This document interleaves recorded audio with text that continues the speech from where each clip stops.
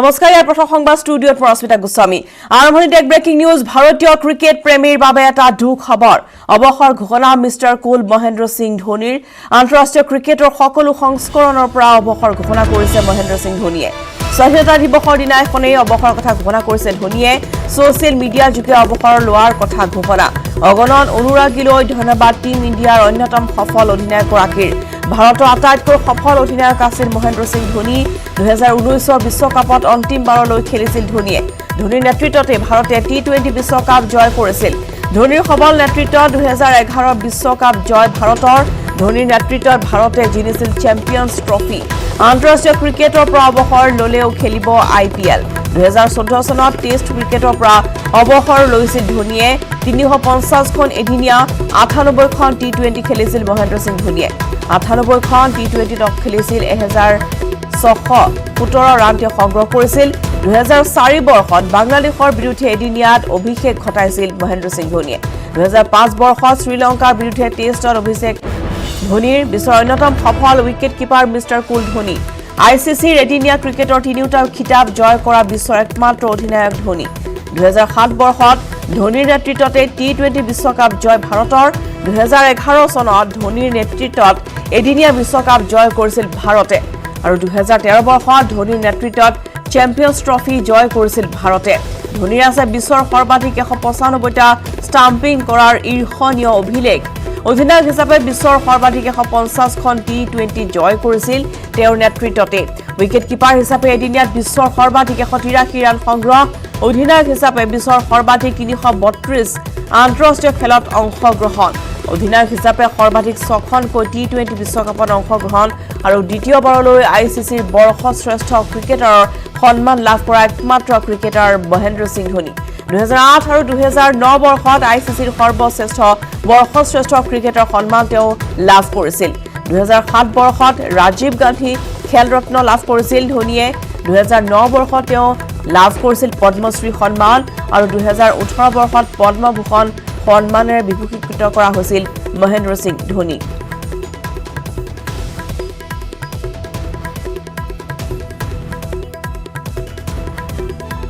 আৰু কোটি কোটি ক্ৰিকেট প্ৰেমিক বৰ্তমান যেহেতু তেওঁৰ অনুৰাগী সমগ্ৰ বিশ্বজুৰি আছে আৰু সকলোৱে ইতিমধ্যে নিজৰ প্ৰতিক্ৰিয়া ব্যক্ত কৰিছে আমি দেখুৱাইছো ছ'চিয়েল মিডিয়া যোগে মহেন্দ্ৰ সিং ধোনীৰ এই অৱসৰ কথা ঘোষণা কৰাৰ পিছতে সকলোৱে তেওঁৰ সৈতে কটোৱা আজি মুহূৰ্ত আছিল খেলৰ মুহূৰ্তই হওক বা তেওঁক নিবিড়ভাৱে পোৱা খেলৰ সময়ছোৱাত যিসকল লোক আছিল বা বিৰোধী যি ক্ৰিকেটৰ টীম আছিল তেওঁলোকৰ অধিনায়কসকলেও ইতিমধ্যে বিভিন্নজনে প্ৰতিক্ৰিয়া ব্যক্ত কৰিছে ভাৰতীয় ক্ৰিকেট প্ৰেমীৰ বাবে এটা দুখ খবৰ যে ইতিমধ্যে মিষ্টাৰ কুল মহেন্দ্ৰ সিং ধোনীয়ে অৱসৰ কথা ঘোষণা কৰিছে আন্তঃৰাষ্ট্ৰীয় ক্ৰিকেটৰ সকলো সংস্কৰণৰ পৰা অৱসৰ লোৱাৰ কথা ঘোষণা কৰাৰ পিছতে ভিন্নজনে প্ৰতিক্ৰিয়া ব্যক্ত কৰা পৰিলক্ষিত হৈছে IPL টি20 বা আন যিসমূহ খেল আছে সেইসমূহত তেওঁৰ সৈতে যেনেধৰণে ভাৰতীয় ক্ৰিকেট টীমৰ আন সদস্যসকলে অংশগ্ৰহণ কৰিছিল বা তেওঁৰ সৈতে কটোৱা সেই মুহূৰ্ত ইতিমধ্যে শ্বেয়াৰ কৰা দেখিবলৈ পোৱা গৈছে ছ'চিয়েল মিডিয়াত সকলোৱে স্বাধীনতা দিৱসৰ দিনাখনে এই খবৰ ইতিমধ্যে তেওঁ ছ'চিয়েল মিডিয়া যোগে সদৰি কৰিছে অৱসৰ লোৱাৰ কথা আৰু এই কথা ঘোষণা কৰাৰ পিছতে ইতিমধ্যে অগণন অনুৰাগীয়ে তেওঁলৈ শুভেচ্ছা জনাইছে আগন্তুক দিনৰ বাবে কিন্তু বহু ক্ৰিকেট প্ৰেমীতে আশাহত হৈ পৰিছে যিহেতু অগণন অনুৰাগীৰ হিয়াৰ মুঠো আছিল মহেন্দ্ৰ সিং ধোনী আৰু টিম ইণ্ডিয়াৰ অন্যতম সফল অধিনায়ক আছিল তেওঁ ভাৰতৰ সবাতোকৈ সফল অধিনায়ক আছিল মহেন্দ্ৰ সিং ধোনীয়ে 2019 বৰ্ষৰ বিশ্বকাপত তেওঁ অন্তিমবাৰলৈ খেল খেলিছিল আৰু ধোনীৰ নেতৃত্বতে ভাৰতে টি20 বিশ্বকাপ জয় কৰিছিল ধোনীৰ সবল নেতৃত্বত 2011 পৰা বিশ্বকাপ জয় কৰিছিল ভাৰতে আৰু ধোনীৰ নেতৃত্বতে ভাৰতে জিনিছিল চেম্পিয়ন্স ট্ৰফি আৰু আন্তঃৰাষ্ট্ৰীয় ক্ৰিকেটৰ পৰা অৱসৰ ললেও ধোনীক IPLত দেখিবলৈ পোৱা যাব 2014 বৰ্ষত টেষ্ট ক্ৰিকেটৰ পৰা অৱসৰ গ্ৰহণ কৰিছিল ধোনীয়ে লগতে আমি জনাওঁ যে তেওঁ 350খন এদিনীয়া 98খন টি20 খেলিছিল 98খন টি20 তেওঁ 1617 ৰান সংগ্ৰহ কৰিছিল 2004 চনত বাংলাদেশৰ বিৰুদ্ধে এদিনীয়াত অভিষেক ঘটাইছিল 2005 বৰ্ষত শ্ৰীলংকাৰ বিৰুদ্ধে টেষ্টত অভিষেক ধোনীৰ বিশ্বৰ অন্যতম সফল উইকেট কিপাৰ মিষ্টাৰ কুল ধোনী ICCৰ এদিনীয়া ক্ৰিকেটৰ তিনিওটা খিতাপ জয় কৰা বিশ্বৰ একমাত্ৰ অধিনায়ক মহেন্দ্ৰ সিং ধোনী 2007 বৰ্ষত ধোনীৰ নেতৃত্বতে টি20 বিশ্বকাপ ভাৰতে জয় কৰিছিল আৰু 2011 বৰ্ষত ধোনীৰ নেতৃত্বত এদিনীয়া বিশ্বকাপ জয় ভাৰতৰ 2013 চনত ধোনীৰ নেতৃত্বতে চেম্পিয়ন্স ট্ৰফি জয় ভাৰতৰ আৰু বিশ্বৰ সৰ্বাধিক 195টা ষ্টাম্পিং কৰাৰ ঈৰ্ষণীয় অভিলেখ আছে মহেন্দ্ৰ সিং ধোনীৰ আৰু অধিনায়ক হিচাপে বিশ্বৰ সৰ্বাধিক 150খন টি20 জয় কৰিছিল উইকেট কিপাৰ হিচাপে এদিনীয়া বিশ্বৰ সৰ্বাধিক 183 ৰান সংগ্ৰহ অধিনায়ক হিচাপে বিশ্বৰ সৰ্বাধিক 332 আন্তঃৰাষ্ট্ৰীয় খেলত অংশগ্ৰহণ অধিনায়ক হিচাপে সৰ্বাধিক 6খনকৈ টি20 বিশ্বকাপত অংশগ্ৰহণ আৰু দ্বিতীয়বাৰলৈ আইচিচিৰ বৰ্ষশ্ৰেষ্ঠ ক্ৰিকেটাৰ সন্মান লাভ কৰা একমাত্ৰ ক্ৰিকেটাৰ ধোনী লগতে 2008 আৰু 2009 বৰ্ষত আইচিচিৰ বৰ্ষশ্ৰেষ্ঠ ক্ৰিকেটাৰ সন্মান তেওঁ লাভ কৰিছিল 2007 চনত ৰাজীৱ গান্ধী খেলৰত্ন লাভ 2009 চনত পদ্মশ্ৰী সন্মান আৰু 2018 চনত পদ্মভূষণ সন্মান লাভ কৰিছিল মহেন্দ্ৰ সিং ধোনীয়ে স্বাধীনতা দিৱসৰ দিনাখনেই ছ'চিয়েল মিডিয়া যোগে নিজৰ অৱসৰ লোৱাৰ কথা তেওঁ ঘোষণা কৰিছে ভাৰতৰ আটাইতকৈ সফল অধিনায়কগৰাকীৰ এনেদৰে অৱসৰ গ্ৰহণৰ কথা সদৰি কৰাৰ পিছতেই কোটি কোটি ক্ৰিকেট অনুৰাগীয়ে ইতিমধ্যেই দুখ প্ৰকাশ কৰিছে যে ক্ৰিকেটৰ মজিয়াত পুনৰবাৰ তেওঁক দেখিবলৈ পোৱা নাযাব কিন্তু IPL তেওঁ খেলি যোৱাৰ কথা ইতিমধ্যে ঘোষণা কৰিছে আৰু ভাৰতৰ আটাইতকৈ সফল অধিনায়ক মহেন্দ্ৰ সিং ধোনীৰ অৱসৰ খবৰ ইতিমধ্যে আমি আপোনালোকক জনাই আছোঁ আৰু স্বাধীনতা দিৱসৰ দিনাখনেই তেওঁ অৱসৰ লোৱাৰ কথা ঘোষণা কৰিছে আন্তঃৰাষ্ট্ৰীয় ক্ৰিকেটৰ সকলো সংস্কৰণৰ পৰা অৱসৰ সিদ্ধান্ত Mahendra Singh Dhoni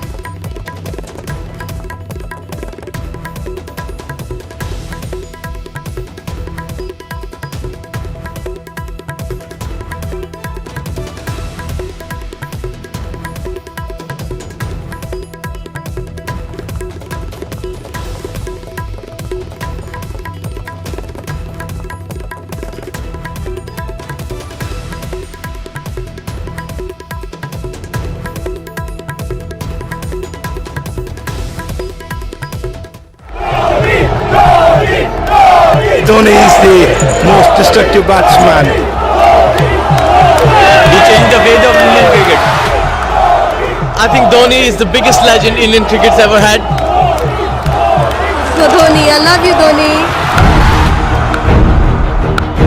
Obviously a fellow wicketkeeper, he's been an idol of mine growing up. Mr. Cool.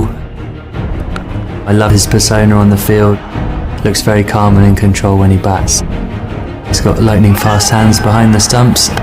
He loves to take the game deep and I think his unique style has been a great ambassador for the game. I'm a huge MS Dhoni fan. One of the greats of the game. Phenomenal wicketkeeper. Stood up to the stumps. I've never seen. I don't think anyone will ever be as good as him. MS is very cool, man. I love him. Nothing's new to him. He knows his game inside out, and he's done it year after year after year. And obviously his batting speaks for itself.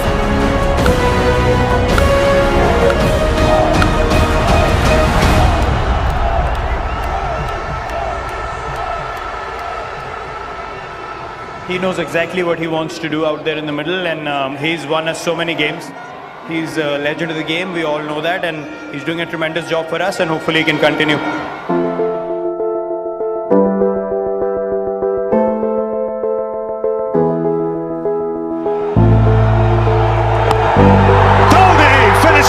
Style, a magnificent strike into the crowd. India lift the World Cup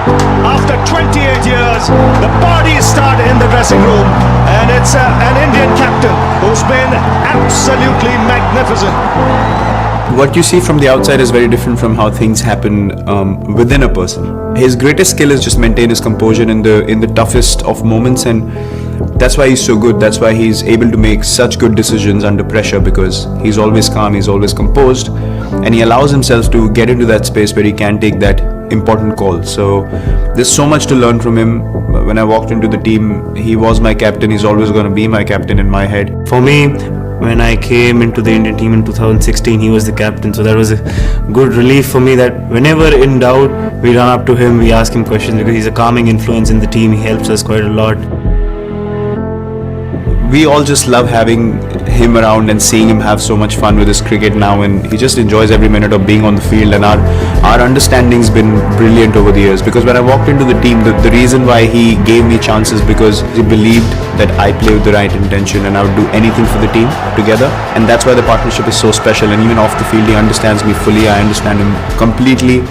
and I'm always up for listening to his advice on the field, and it helps immensely to have someone so experienced around.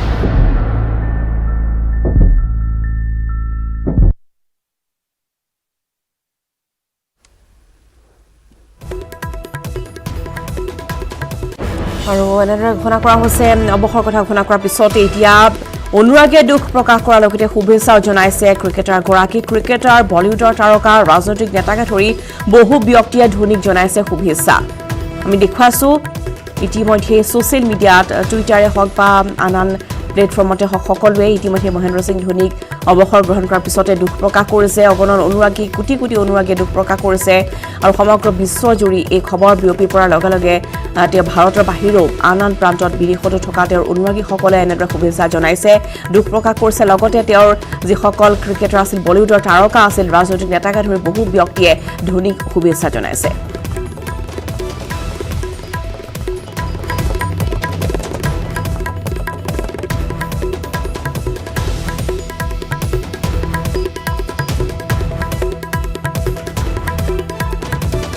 লগতে সচিন তেণ্ডুলকাৰ অশ্বিন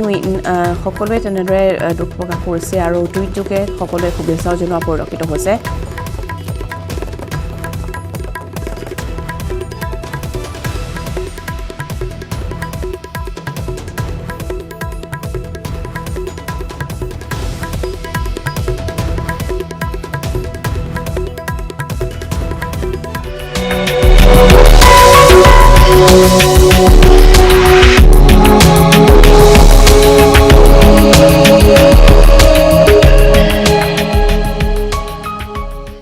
আৰু ফলে ধোনীৰ বাতৰি বাদ বুলিলে সুৰেশ ৰাইনাই আন্তঃৰাষ্ট্ৰীয় ক্ৰিকেটৰ পৰা অৱসৰ ঘোষণা ৰাইনাৰ ইনষ্টাগ্ৰাম পোষ্ট যোগে অৱসৰ কথা ঘোষণা ৰাইনাৰ এই যাত্ৰাত ময়ো তোমাৰ সহযোগী হ'ম ধোনী শুভেচ্ছা জনাই এই মন্তব্য ৰাইনাৰ দেশবাসীক ধন্যবাদ জ্ঞাপন সুৰেশ ৰাইনাৰ আৰু লগতে তেওঁ ইনষ্টাগ্ৰাম যোগে তেওঁৰ অৱসৰ কথা ঘোষণা কৰিছে পুনৰ জনাও যে ধোনীৰ বাতৰি বাদ বুলিলে সুৰেশ ৰাইনাও আন্তঃৰাষ্ট্ৰীয় ক্ৰিকেটৰ পৰা অৱসৰ ঘোষণা কৰিছে ৰাইনাই ইনষ্টাগ্ৰামৰ পোষ্ট যোগে অৱসৰ কথা ঘোষণা ৰাইনাৰ এই যাত্ৰাত ময়ো তোমাৰ সহযোগী হ'ম বুলি ধোনী শুভেচ্ছা জনাই এই মন্তব্য আগবঢ়াইছে ৰাইনাই দেশবাসীক ধন্যবাদ জ্ঞাপন সুৰেশ ৰাইনাৰ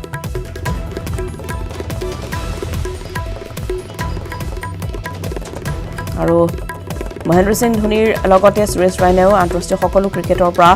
অৱসৰ গ্ৰহণ কৰাৰ কথা ঘোষণা কৰিছে ধোনীৰ বাতৰি বাদ বুলিছে তেওঁ আৰু ইনষ্টাগ্ৰামৰ পোষ্ট যোগে এই কথা তেওঁ ঘোষণা কৰিছে আৰু ইতিমধ্যে আমি জনাইছো যে এই যাত্ৰাত ময়ো তেওঁৰ সহযোগী তোমাৰ সহযোগী হ'ম বুলি এক বাৰ্তা প্ৰেৰণ কৰিছে ধোনী শুভেচ্ছা জনাইছে সুৰেশ ৰাইনাই আৰু নিজৰো অৱসৰ লোৱাৰ কথা তেওঁ ঘোষণা কৰিছে দেশবাসীক ধন্যবাদ জনাই নিজৰ অৱসৰ কথা ঘোষণা কৰিছে সুৰেশ ৰাইনাই স্বাধীনতা দিৱসৰ দিনাখনেই ভাৰতৰ দুগৰাকীকৈ ক্ৰিকেটাৰ মহেন্দ্ৰ সিং ধোনী আৰু সুৰেশ ৰাইনাৰ অৱসৰ কথা ঘোষণা কৰাৰ পিছতেই আশাহত হৈ পৰিছে ভাৰতৰ কোটি কোটি ক্ৰিকেট প্ৰেমী আৰু ইতিমধ্যে বহু লোকে টুইটাৰ যোগে সুৰেশ ৰাইনা আৰু মহেন্দ্ৰ সিং ধোনীক শুভেচ্ছা জনাইছে আৰু লগতে দুখ প্ৰকাশ কৰা পৰিলক্ষিত হৈছে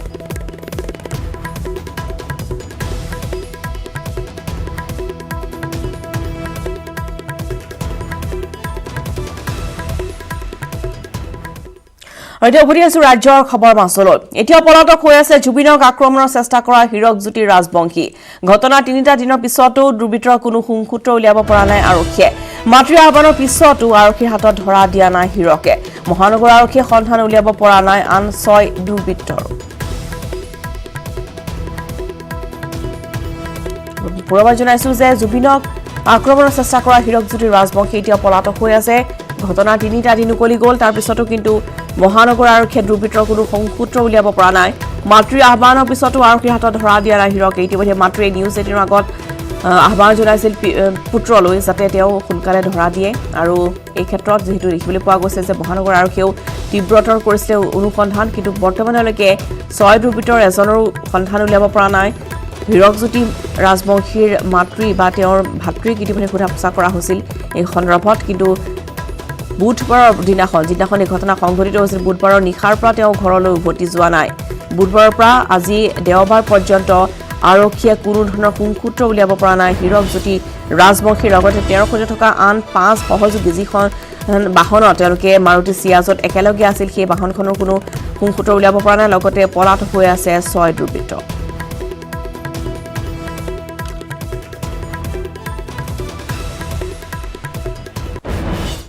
ইফালে ৰাজ্যত ভয়ংকৰ ৰূপত বৃদ্ধি পাইছে কৰোনা আক্ৰান্তৰ সংখ্যা শনিবাৰে 1057 জন কৰোনাত আক্ৰান্ত হৈছে 58 জনলৈ বৃদ্ধি পাইছে কৰোনা আক্ৰান্তৰ সংখ্যা 20805টা টেষ্টৰ ভিতৰত 1057 জন পজিটিভ চিনাক্ত 1057 জনৰ ভিতৰত গুৱাহাটীতে 293 জন 51693 গৰাকী লোক আৰোগ্য হোৱাৰ বিপৰীতে চিকিৎসাধীন হৈ আছে 23680 গৰাকী লোক ইফালে কৰোনাত আক্ৰান্ত হৈ ৰাজ্যত প্ৰাণ গৈছে 182 গৰাকী লোকৰ পুনৰবাৰ জনাও যে ৰাজ্যত ভয়ংকৰ ৰূপত কৰোনা আক্ৰান্ত সংখ্যা বৃদ্ধি পাই আছে শনিবাৰৰ দিনটোত 1057 জন কৰোনাত আক্ৰান্ত হৈছে 75558 জনলৈ বৃদ্ধি পাইছে কৰোনা আক্ৰান্তৰ সংখ্যা 20805টা টেষ্টৰ ভিতৰত 1057 জন পজিটিভ 1057 জনৰ ভিতৰত গুৱাহাটীতে 293 জন চিনাক্ত কৰা হৈছে 51693 গৰাকী লোক আৰোগ্য হোৱাৰ বিপৰীতে চিকিৎসাধীন হৈ আছে 23680 গৰাকী লোক ইফালে কৰোনাত আক্ৰান্ত হৈ ৰাজ্যৰ প্ৰাণ গৈছে 182 গৰাকী লোকৰ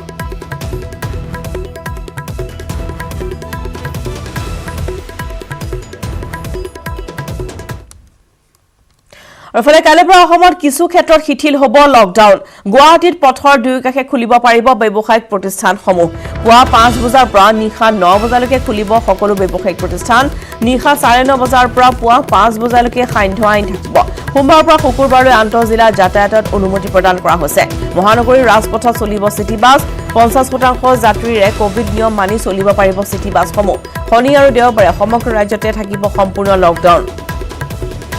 বন্ধ থাকিব শিক্ষানুষ্ঠান ধৰ্মীয় অনুষ্ঠান cinema hall swimming pool park theatre bar প্ৰেক্ষাগৃহ আদি বন্ধ থাকিব কোভিড নিয়ম মানি ৰাজহুৱা যান-বাহন চলাচলত অনুমতি দিয়া হৈছে কণ্টেইনমেণ্ট জোনত অব্যাহত থাকিব কঠোৰ লকডাউন 16 আগষ্টৰ পৰা 31 আগষ্টলৈ কাৰ্যকৰী হ'ব নতুন নিয়ম অৱশ্যে 16 আগষ্টৰ দেওবাৰ হোৱাৰ বাবে অৰ্থাৎ আজিৰ দিনটো দেওবাৰ হোৱাৰ বাবে অব্যাহত থাকিব আজি লকডাউন 17 আগষ্টৰ পৰাহে অৰ্থাৎ সোমবাৰৰ পৰা প্ৰযোজ্য হ'ব এই নিয়ম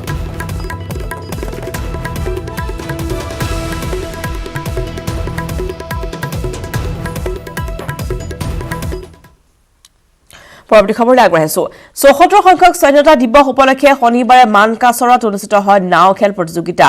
কুছনিমাৰা গাঁও পঞ্চায়তৰ সভানেত্ৰী বিউটি হালিমাই এই প্ৰতিযোগিতা অনুষ্ঠিত কৰে প্ৰতি বছৰে পঞ্চায়তখনত এইদৰে পৰম্পৰাগত নাও খেল অনুষ্ঠিত হৈ আহিছে আন বছৰৰ তুলনাত এইবাৰ প্ৰতিযোগীৰ সংখ্যা কম হৈছে যদিও মুঠ 4টাকৈ দলে এই প্ৰতিযোগিতাত অংশগ্ৰহণ কৰিছে খেলখনত জয়ী হোৱা জোৰডাঙ্গা গাঁৱৰ দল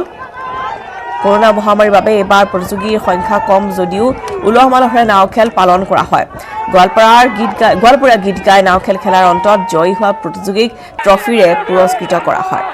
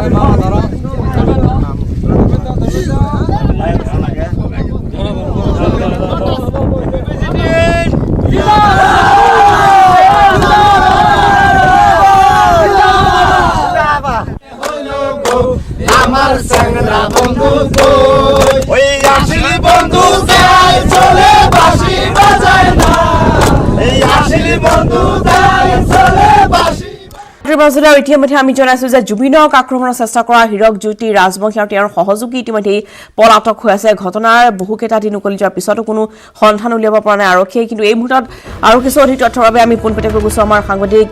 গুঞ্জন কলিতাৰ কাষলৈ গুঞ্জন আপোনাৰ কাষলৈ আহিছো আৰু জুবিনক আক্ৰমণৰ কৰা 4টা দিন উকলি গৈছে 3-4টা দিন উকলি গৈছে কিন্তু বৰ্তমান কোনো সন্ধান উলিয়াব পৰা নাই আৰু কিবা খবৰ আপুনি লাভ কৰিছে যেহেতু তেওঁৰ সৈতে আৰু 5 জনকৈ সহযোগী আছিল চাওক ৰশ্মিতা এই সমগ্ৰ ঘটনাটোৱে আৰক্ষীৰ ব্যৰ্থতাকে হুচাইছে কাৰণ আজি চতুৰ্থ দিনত ভৰি দিলে জুবিন গাৰ্গৰ লগত হোৱা সেই ঘটনাই আৰু তাৰ পিছতে জুবিন গাৰ্গৰ সেই ঘটনা সংঘটিত হোৱাৰ পিছত তেওঁ এফআইআৰ জাৰি কৰিছিল এফআইআৰৰ পিছত আৰক্ষীয়ে অনুসন্ধান আৰম্ভ কৰিছিল আৰক্ষীয়ে কেনেধৰণে ক'ত অভিযান চলাইছিল সেই সম্পৰ্কে আমি আমাৰ দৰ্শকসকলক অৱগত কৰাইছোঁ কিন্তু এতিয়ালৈকে সেই যি 6জনীয়া দল আছিল যি দলটোৱে জুবিন গাৰ্গক যি ধৰণে বাকবিতণ্ডাত লিপ্ত হৈছিল যি ধৰণে জুবিন গাৰ্গক অশালীন মন্তব্য কৰিছিল আৰু তাৰ পিছত এফআইআৰ দিয়া হৈছিল কিন্তু এতিয়ালৈকে তেওঁলোকৰ কোনো সংসূত্ৰ লাভ কৰিবলৈ অসম আৰক্ষী বা দিছপুৰ আৰক্ষী সক্ষম হোৱা নাই তেওঁলোকে মোবাইল ট্ৰেছ কৰাৰ চেষ্টা কৰিছে কিন্তু মোবাইল বন্ধ থকাৰ বাবে তেওঁলোকে কিছু বিমূৰত পৰিছে প্ৰযুক্তি ফালৰ পৰা তেওঁলোকে কোনো বিশেষ কামত লগাব পৰা নাই আনকি মানুহ কেইজন বাদ দিয়ক গাড়ীখনৰো কোনো ধৰণৰ সন্ধান পোৱা নাই ইতিমধ্যে গাড়ীৰ নম্বৰ সহ গাড়ীৰ গৰাকীৰ সকলোখিনি আৰক্ষীৰ হাতত আছে আৰু তাৰ পিছতো কিন্তু আৰক্ষীয়ে এতিয়ালৈকে বিচাৰি উলিয়াব পৰা নাই হীৰক জ্যোতি ৰাজবংশী সহ যি 6গৰাকী দল আছিলে তেওঁলোকক আৰু আমি দুদিন পূৰ্বে হীৰক জ্যোতি ৰাজবংশী যিগৰাকী মূল অভিযুক্ত জুবিন গাৰ্গক আক্ৰমণ কৰাৰ তেওঁৰ মাতৃৰ সৈতে আমি কথা পাতিছিলোঁ আৰু তেওঁ মাতৃয়ে নিউজ 18ৰ কেমেৰাৰ আগত স্পষ্টভাৱে এটা অনুৰোধ পুত্ৰলৈ জনাইছিল যাতে যি ধৰণৰ ঘটনা হ'ল তাত যাতে কোনো ধৰণৰ অশান্তি নকৰি তেওঁ যাতে সোনকালে আৰক্ষীক ধৰা দিয়ে পলাই যাতে নুফুৰে সেয়া আহ্বান মাতৃয়ে জনাইছিল যে আৰু এটা কথা কৈছিল আক্ষেপ প্ৰকাশ কৰি কৈছিল যে জুবিন গাৰ্গ এজন জনপ্ৰিয় কণ্ঠশিল্পী আৰু তেনে এগৰাকী শিল্পীক আক্ৰমণ কৰা ঘটনা বা কথাৰ কটাকটি কৰাটো যথেষ্ট বেয়া হৈছে যথেষ্ট ইয়াক মাকে সমালোচনাও কৰিছে আৰু তাক এই সমালোচনা কৰি নিজৰ পুত্ৰক আত্মসমৰ্পণৰ বাবে অনুৰোধো জনাইছিল মাতৃয়ে কিন্তু এতিয়ালৈকে নাটো আত্মসমৰ্পণ কৰিছে নাটো আত্মগোপন কৰি থকা সেই 6জনীয়া দলটোক আৰক্ষীয়ে কোনো সন্ধান উলিয়াব পাৰিছে ৰশ্মিতা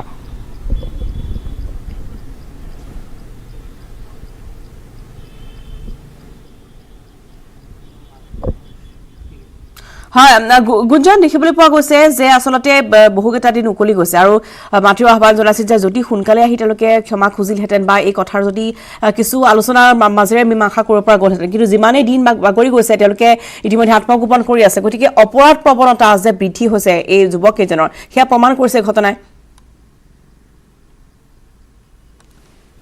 আচ্ছা ৰশ্মিতা এয়া যিগৰাকী হীৰক জ্যোতি ৰাজবংশীৰ কথা পাতি আছোঁ হীৰক জ্যোতি ৰাজবংশীৰ জুবিন গাৰ্গৰ লগত এই ঘটনাটোৱে নতুন ঘটনা নহয় 2017 বৰ্ষত আমি ইতিমধ্যে বাতৰি কৰিছোঁ সাংবাদিকক প্ৰহাৰ কৰি গ্ৰেপ্তাৰ হৈছিল আৰু এইবাৰ জুবিন গাৰ্গক আক্ৰমণ কৰি জুবিন গাৰ্গক কটু সমালোচনা কৰি কটু মন্তব্য কৰি অশালীন ব্যৱহাৰ কৰি যিটো পদ তেওঁ অলংকৃত কৰি আছিল NSYৰ গুৱাহাটী কামৰূপ মহানগৰ উপসভাপতিৰ পদ তাৰ পৰাও নিলম্বিত হৈছে গতিকে নিলম্বন হৈছে ইয়াৰ পূৰ্বেও কেৱল সাংবাদিকৰ লগত জড়িত নহয় আন কেইবাটাও ঘটনা বা এনেধৰণৰ বহু ঘটনাৰ লগত হীৰক জ্যোতি ৰাজবংশী এণ্ড টিম জড়িত হৈ আছে কিন্তু এইটোৰ পিছত সিটো ঘটনা কৰাৰ পিছতো যেন নিজৰ কোনো ধৰণৰ অনুশোচনা নাই বা নিজৰ ভুল কোনো ধৰণৰ স্বীকাৰ কৰাৰ কথা নাই কাৰণ তেওঁলোকে সেইদিনাখন সেই উক্ত নিশাটোৰ কথা মই ক'ব বিচাৰিম 4 দিন পূৰ্বে যিটো ঘটনা সংঘটিত হৈছিল দুটা স্থানত প্ৰথমে গণেশগুৰি উৰণীয়া সেতুৰ যিটো নৱনিৰ্মিত যিটো বাহু আছে তাৰ তলত জুবিন গাৰ্গৰ লগত বাকবিতণ্ডাত লিপ্ত হৈছিল হাতত বিয়েৰৰ বটল লৈ থকা বুলি জুবিনৰ সতীৰ্থসকলে মন্তব্য কৰিছে বিয়েৰৰ বটল লৈ জুবিন গাৰ্গৰ পাছ আছে নে নাই তেওঁলোকে সুধিছিল অৰ্থাৎ নৈশ কাৰফিউ ভংগ কৰি সেই 6জনীয়া দলটোৱে গাড়ীত তেওঁলোকে ওলাই আহিছিল আৰু জুবিন গাৰ্গৰ পাছ তেওঁলোকে সুধি এনেধৰণে কথাৰ কটাকটি তেওঁলোকৰ হৈছিল কিন্তু আমি ইতিমধ্যে দৰ্শকসকলক দেখুৱাইছোঁ যে জুবিন গাৰ্গৰ এই নৈশ কাৰফিউত চলা ফিৰা কৰাৰ আজিৰ দিনটোলৈকে অৰ্থাৎ 16 আগষ্টৰ দিনটোলৈকে জুবিন গাৰ্গৰ অনুমতি পত্ৰ আছে গতিকে সেই অনুমতি পত্ৰ থকাৰ পিছতে জুবিন গাৰ্গে নিজৰ কামত তেওঁলোকে অহা যোৱা কৰি আছিল আৰু তেনে সময়তে প্ৰথমে গণেশগুৰিত উৰণীয়া সেতুৰ তলত তাৰপিছত গণেশ মন্দিৰৰ ওচৰৰ ব্লু মুন অতিথিশালাৰ সন্মুখত এই দ্বিতীয়খন কাজিয়া হৈছিল আৰু তেতিয়াৰ পৰা আৰক্ষী যেতিয়া সেই সময়ত নিশা ঘটনাস্থলীত উপস্থিত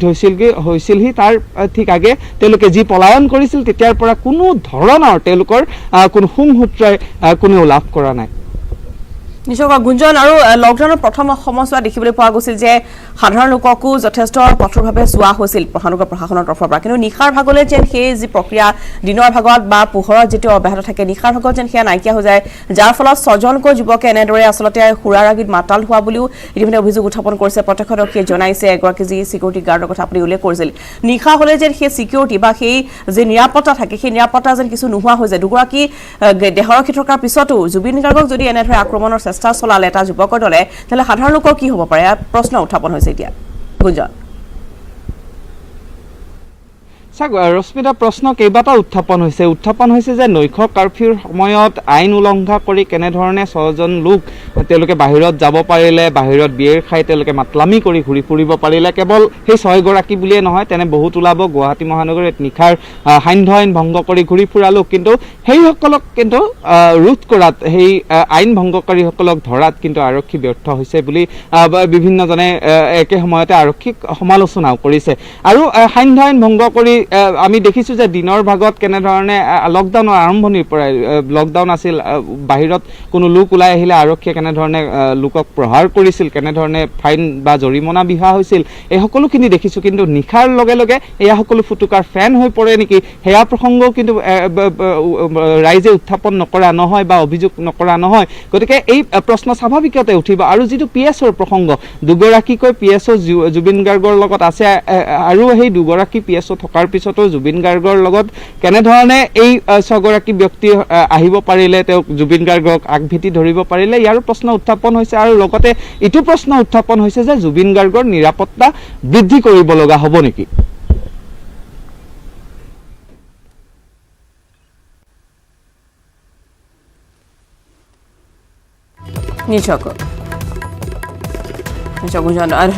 আপোনালৈ আচলতে এতিয়া আজি 4টা দিনৰ পিছতো দ্ৰুপিতৰ কোনো সন্ধান উলিয়াব পৰা নাই আৰক্ষীয়ে আৰু যিহেতু যুৱক এজনে মোবাইল ছুইচ অফ কৰি ৰাখিছে যাৰ ফলত যি প্ৰযুক্তিবিদ্যা তাৰ জৰিয়তেও আচলতে তেওঁলোকৰ সন্ধান উলিয়াব পৰা নাই কিন্তু ইতিমধ্যে মাতৃ আহ্বান জনোৱাৰ পিছতো জুবিন গাৰ্গক আক্ৰমণৰ লক্ষ্য কৰি লোৱা হীৰকজ্যোতি ৰাজবংশী আৰু তেওঁৰ সহযোগীসকলে এতিয়াও আত্মসমৰ্পণ কৰা নাই বা আৰক্ষীয়েও ধৰিব পৰা নাই তাকো এতিয়া বিভিন্নজনে প্ৰশ্ন উত্থাপন কৰিছে কতো সমালোচনা কৰিছে আৰক্ষী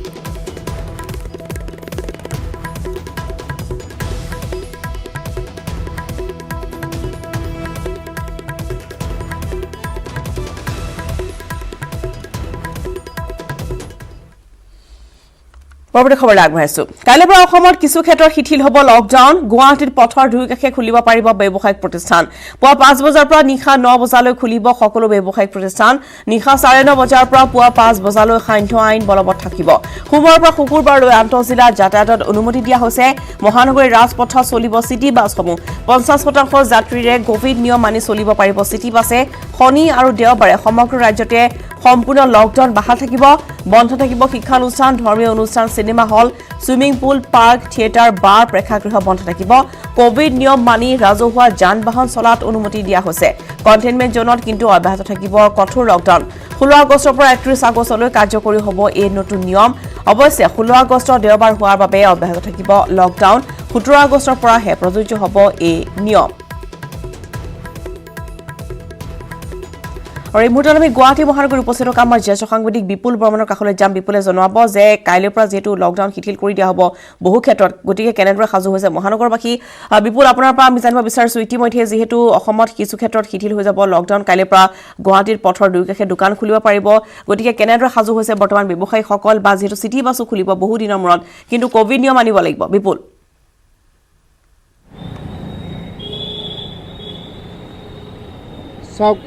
যি ধৰণে আমি ক'ব পাৰোঁ যে মাৰ্চ মাহৰ পৰাই এই কোভিড-19 কৰোনা ভাইৰাছৰ বাবে আজি লকডাউন এই প্ৰক্ৰিয়াটো চলি আছিলে আৰু এতিয়াও যথেষ্টখিনি শিথিল কৰি দিয়া হৈছে কিন্তু অহা কাইলৈৰ পৰা আচলতে নটিফিকেশ্যনৰ ডেট আজিৰ পৰাই আছিলে